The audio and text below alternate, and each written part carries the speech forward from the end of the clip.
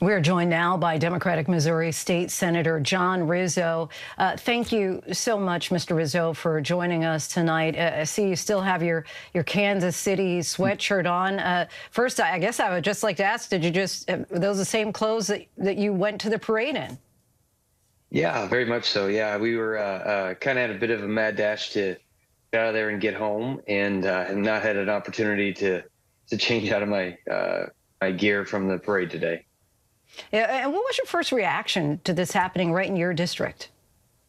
Well, I mean, the most amazing thing was how quickly it all happened. I mean, it was literally a matter of seconds to where a police officer looked at me and the group around us and said, "You guys need to get out of here quickly," and mass hysteria literally seconds later.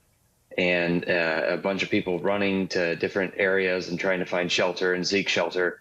And the most memorable thing was how quickly it escalated. More than 20 people were injured today, as you know. Curious to know if you know any of them personally or know the extent of their injuries?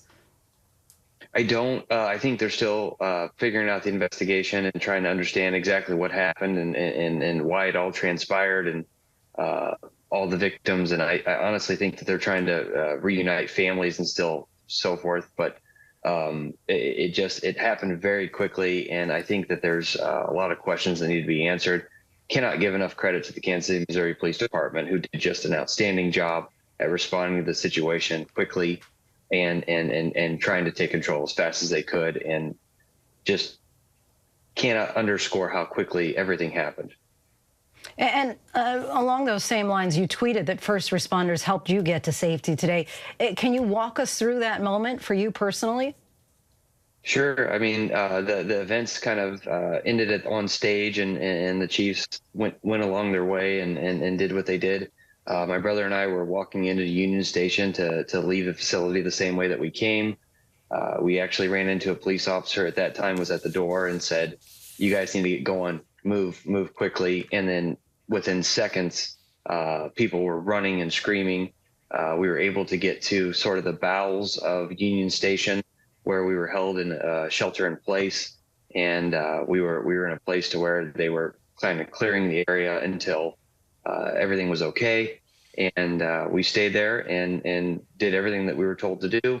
At that point, once it was safe, moved to buses, which then got us out of there. But I literally can't underscore how quickly it happened, how great the Kansas City, Missouri Police Department was in the situation, how fast they were to get us to a safe space. And it didn't matter who you were or who you were with.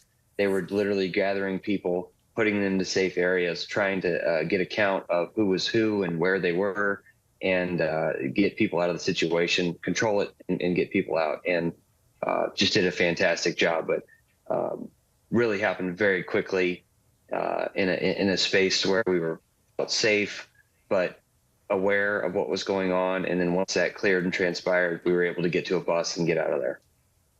You're calling for common sense gun safety laws, saying we need them now.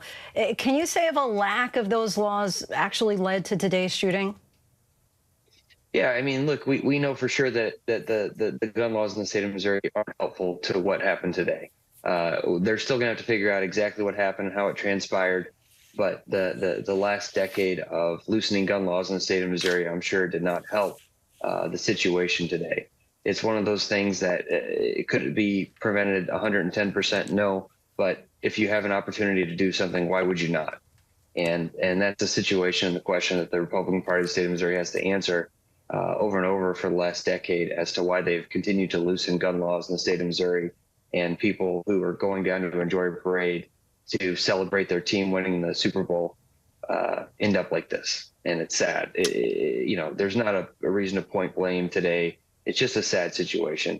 This should have been a jubilant day, an excited day, and a happy day for everyone in Kansas City to celebrate their team winning the Super Bowl. And instead it ended like this. And it's just a sad day all around, unfortunately. Tragic day, certainly across the country. State Senator John Rizzo, we thank you so much for your time. Appreciate it. Thank you. Hi, everyone. George Stephanopoulos here. Thanks for checking out the ABC News YouTube channel. If you'd like to get more videos, show highlights, and watch live event coverage, click on the right over here to subscribe to our channel. And don't forget to download the ABC News app for breaking news alerts. Thanks for watching.